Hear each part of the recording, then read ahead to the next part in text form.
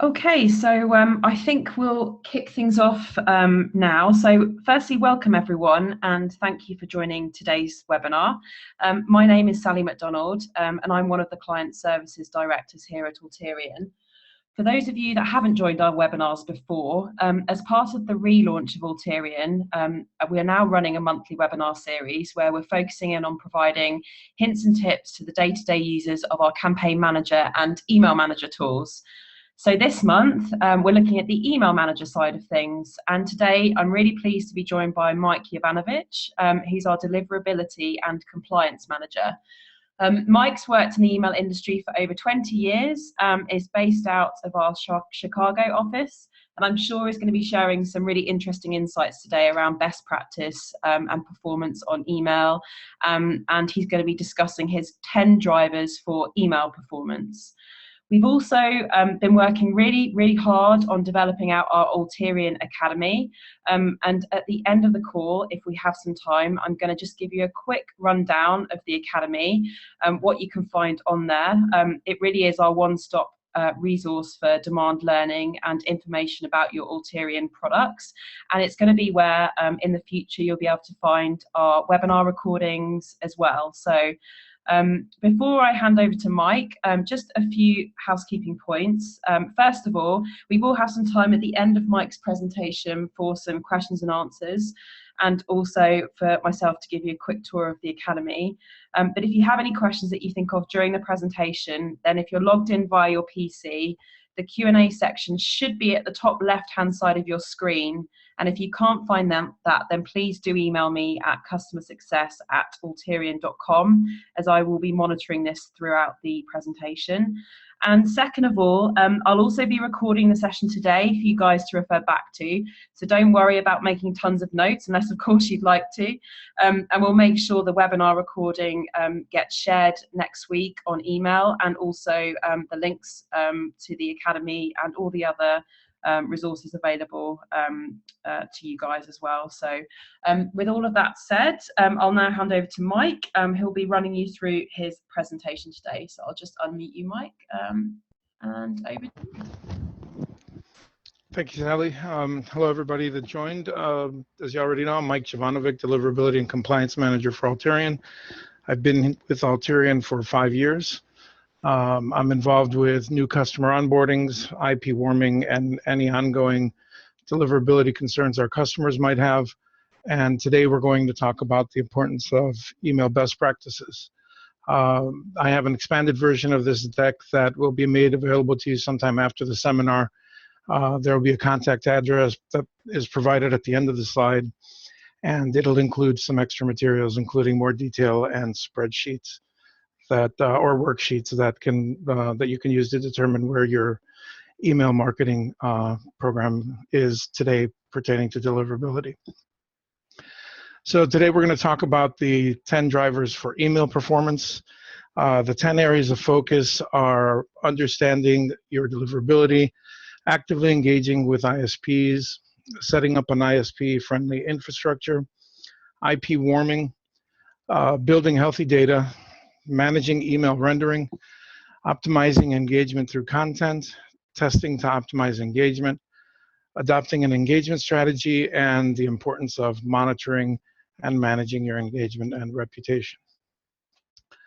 So the first step is understanding your deliverability, and you take a lot of information from the deliverability campaign response data that you already have. There are a lot of tools externally that you can use to monitor email deliverability, but just using your campaign performance data can help you show where you're bouncing, where your unknown user rates are highest, where your engagement is, your complaint rate data, so you could compare trends and see if any particular campaign might have caused more complaints.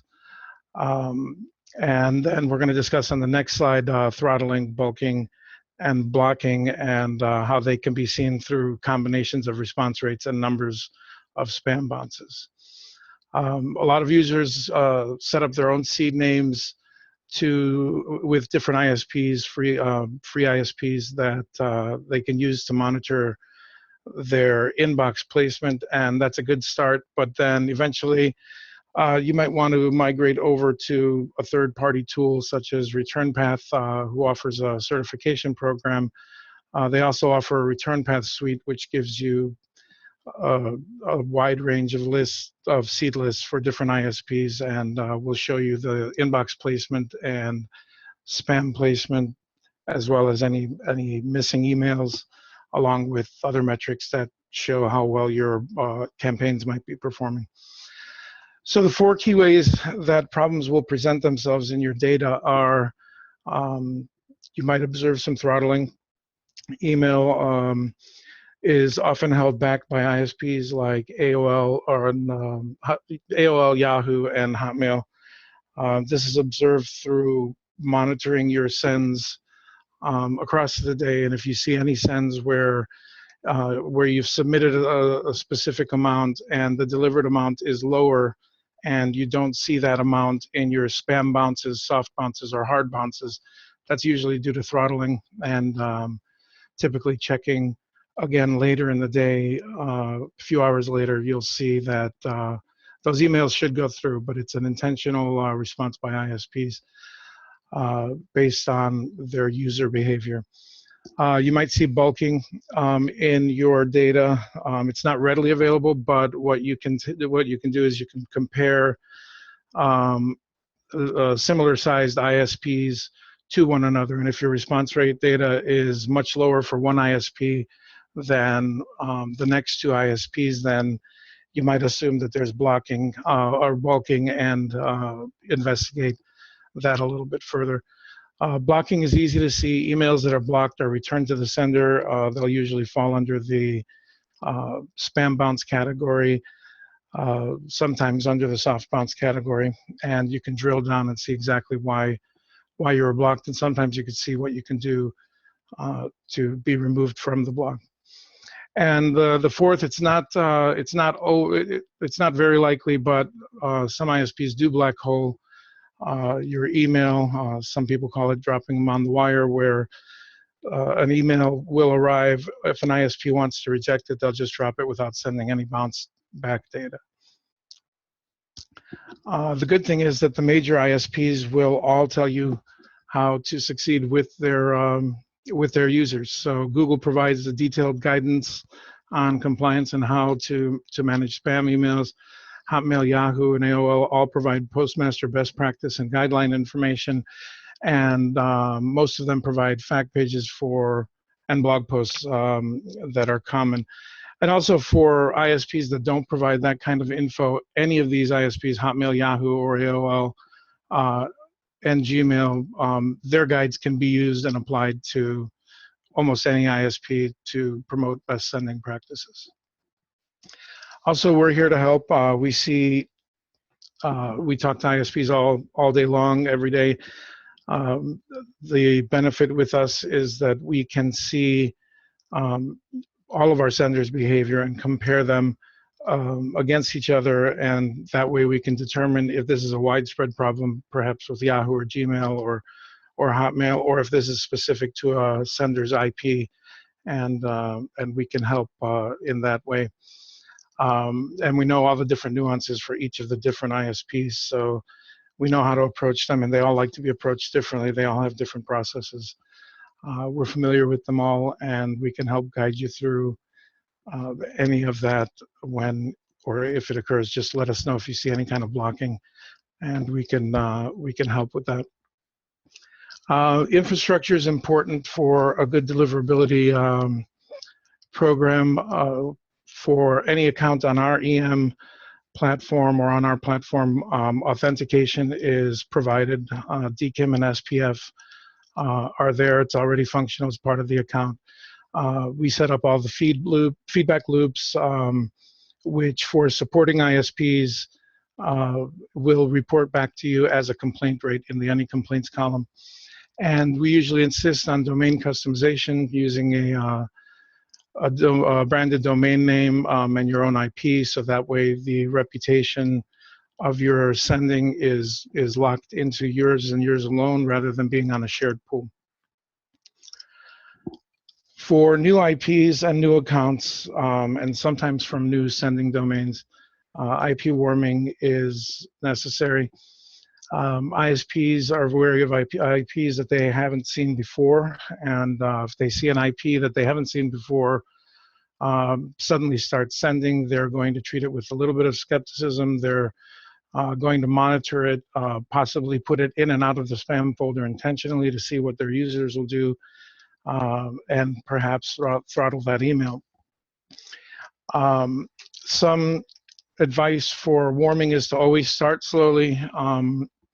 Assume that warming will take a 30-day process to complete, and incrementally and predictably increase your volume daily while throttling throughout the day to give a consistent volume of email to the ISP so that they can build your reputation. By the end of about 30 days, they should have a reputation built for you.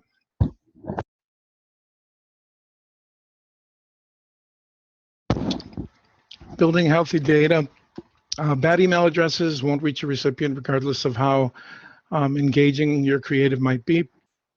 ISPs treat mailers who send a large proportion of inactive email addresses suspiciously. In fact, if there are too many unknown email addresses in any given email stream, they'll treat it usually as abuse. And then for other ISPs like Yahoo and Gmail, who have more insight into how their users are using the email platform, they can see when a user is inactive, even if the email address is alive. A user might not use that email address for anything, and they can gauge that. So if they see email coming in on a daily basis, they know that that's not engaged, and that'll affect your reputation.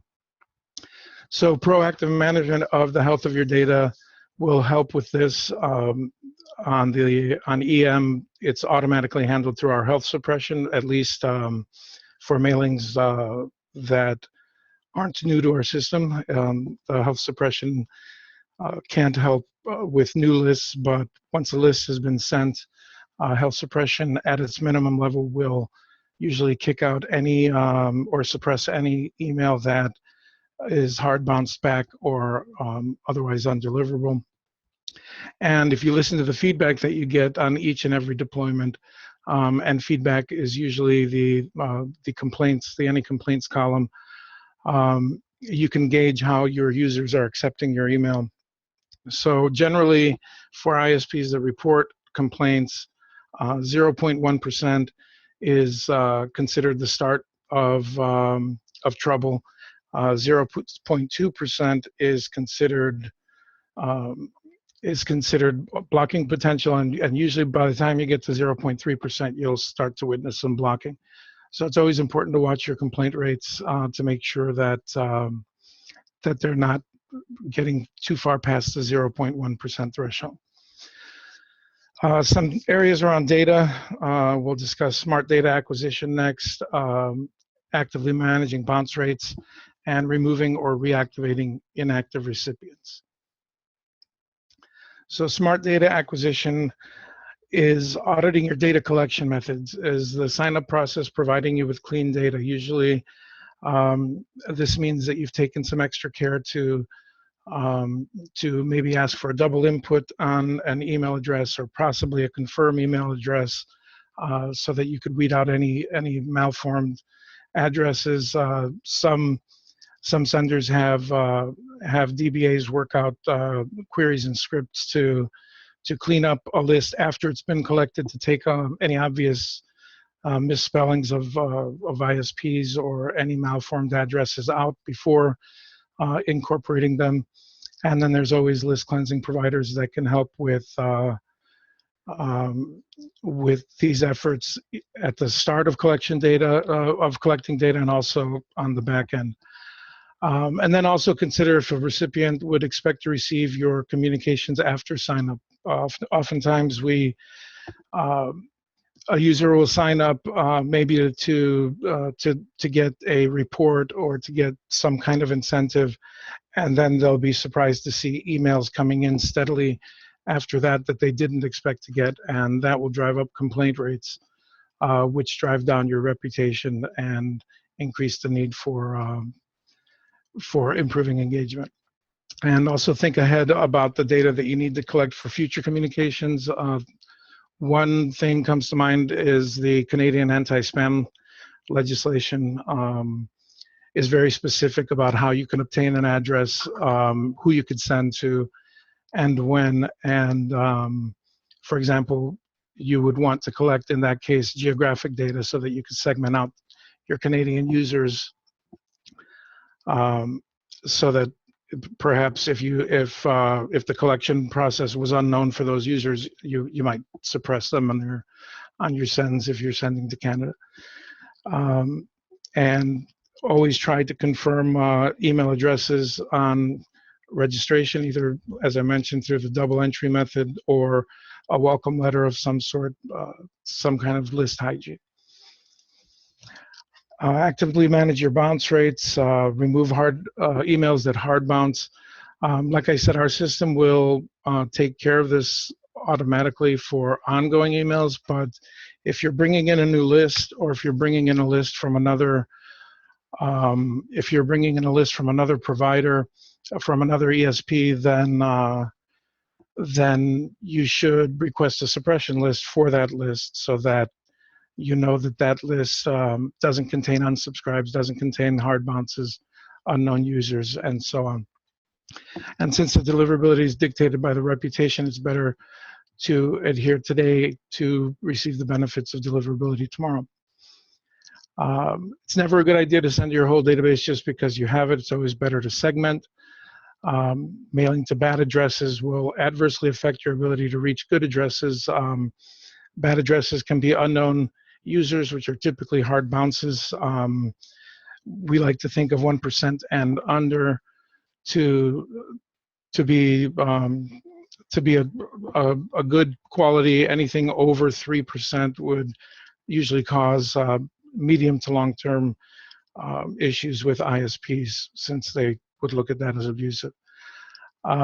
Minimize your spam complaint rates by ISP. Typically, if you're seeing a high complaint rate, it can mean that your users aren't expecting to see either the type of email that you're sending, the frequency of email that you're sending, or just aren't enjoying the content. Maybe it's not clear to them who the sender is. It's always good to make it clear who the sender is and how they are associated to the recipient.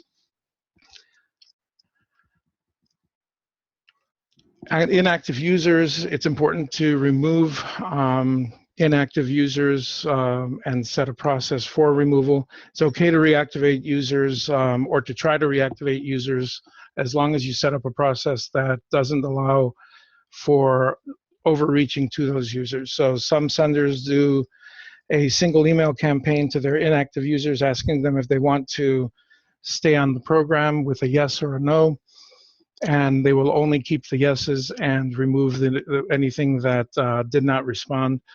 Other senders have a window, 4 to 6 months, where if a user hasn't responded, opened, or any other way engaged with an email after 4 to 6 months, they'll remove them from the list. And then other senders have an annual program where if someone hasn't responded or engaged within a year, they're automatically removed from the list as well. Manage your email rendering. Basically, you have 3 seconds for an email to be looked at and either accepted by a user or rejected. ISPs are looking for quick deletions, quick opens, quick closes, deletions without reading. So it's always important to get their attention as quickly as possible. It's always important to assume that every user that is receiving your email will look at it on a smartphone, a tablet, or some smaller device. If you use responsive design in your program, you'll always be safe, because responsive design will scale from a phone to a desktop very easily.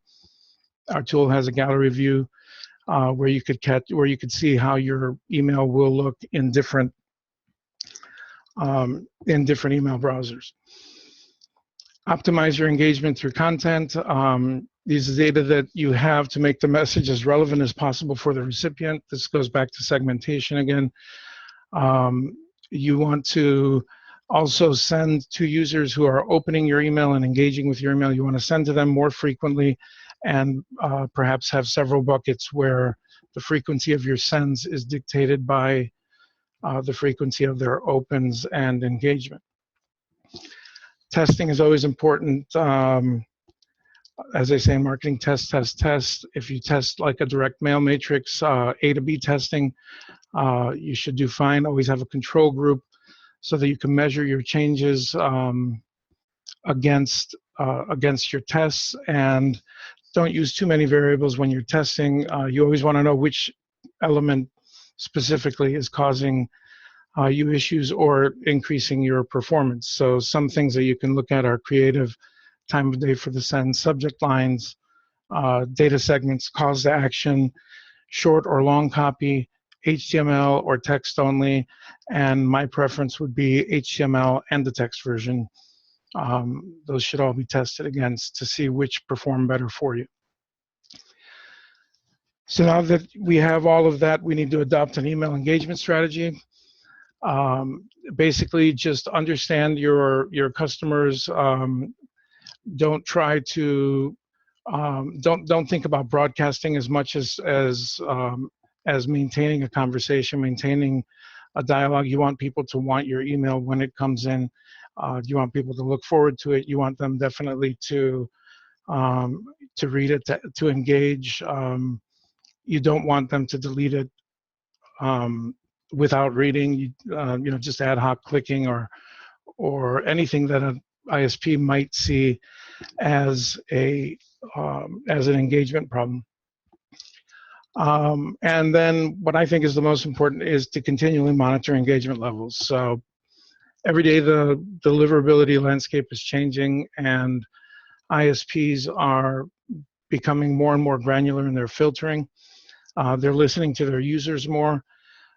Users are dictating whether or not your email will go to spam or bulk based on how they're reacting to your email. So you want to monitor as often as possible. Use seeds when you can. Use all of the data available to you, and feed those results back into future email deployments. So in summary, if we understand the deliverability environment and how it affects the success of your email communications, you'll use the data that you have at your disposal through reporting to understand how your recipients are engaging or not engaging. Always test, use the feedback to fine-tune your performance, and think conversation and not simply broadcasting. You want to target and segment your emails. And simple steps can have a significant impact. You could have a poor sending reputation today, but taking simple steps moving forward, the ISPs will usually respond quickly to positive engagement. And that's the conclusion. If anyone has any questions, please send them to Sally. Yeah, fantastic. Thanks, Mike. A lot of content there, and as Mike mentioned, there's more comprehensive PowerPoint decks that we'll make sure we circulate the details of to you guys, so you have those as well. Mike, we have had some questions that have come through. If anyone wants to send any more through, sections at the top left. But for now, there's one question. Mike, if we want to use a new list and we're not sure about the data quality, what would be your recommendation or suggestion? We recommend for any new lists that you take a segment out, a random segment of 5 to 10%, and when you add them to your list, add them separately and send them with a throttle of several hours, and or at least a couple of hours, so that you can pause the throttle if you see a problem, and then look at the metrics that that identify list hygiene, like hard bounces. Typically hard bounces, if they exceed 3%, 2 to 3%, maybe look back at your list hygiene, see if you can get a suppression list. Maybe a suppression list wasn't supplied and can be supplied from your provider if you ask. Cool, thank you. Yeah, I've had just one more question come through. Sorry, Mike, one more question. Does warming always take 30 days? What if I don't have a large enough list to warm for 30 days? It's 30 days is the window that ISPs use to establish a reputation, but oftentimes we see that customers can appear to be warmed within 14 days. They might not have a full reputation, but ISPs are still accepting their mail fine, and they can usually escalate their programs to do less than 30 days. If you don't have enough data, because sometimes depending on how much data you have, sometimes you could run out of data by the first week or two. And what we recommend is to have some content-based email, maybe some informative email explaining that you're changing your email address or something of that nature, a newsletter, or some generic content that you could substitute for allowing to send to the same users multiple times in a way that won't be offensive. Okay, great. Thanks, Mike. I think that's all the questions that we have for now. So if you would mind just unsharing your screen, what I'll do now is just give everyone a quick run through of the Alterian Academy. And so the Alterian Academy being the one place where you'll be able to find all the resources that you need in terms of the product information, webinar recordings, access to help documentation, and short training videos as well. Mike, can you see my screen? Just double checking with you. Yes, I can. Great, okay. So if you guys haven't registered before, if you go to alterianacademy.com, you'll be presented with this page here. And as I've already got a login, I'll just click here. So if I just quickly log in. So once you've logged in, you'll be presented with this welcome page here. You'll notice some announcements on the first screen. So these are new things that we've been working on, or things that we just want to make you guys aware of. So you'll see the information about the webinar recordings there, some product release videos. So for any major releases, we will be making sure that we have video content around those as well. And you'll see some new online courses that we have available here. And at the bottom, you've got My Courses, and these are the courses that you've enrolled in. The course catalogue, which is a list of all the courses that are available online for you to enroll in and to open up. And then at the bottom of the homepage, there was also a quick link to the videos and resources. And this is kind of like the main area that I use most regularly. So in here we have the training videos, and these videos are short, less than 4-minute videos, which revolve around different parts of the product. So Campaign Manager, Email Manager, and Engine. And these are going to be added to by our experts on a regular basis. There's some information sheets on our instructor-led training and our online courses, just showing you some of the information about what's included in those courses, and all the information on here is freely available to you guys.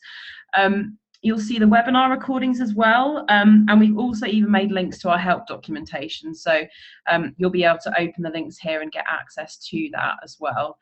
If you get lost, you're not sure where to go, please reach out to your partner or client services managers, or you can contact us here, and the emails will get picked up by our learning and development manager, Vicky Rutter.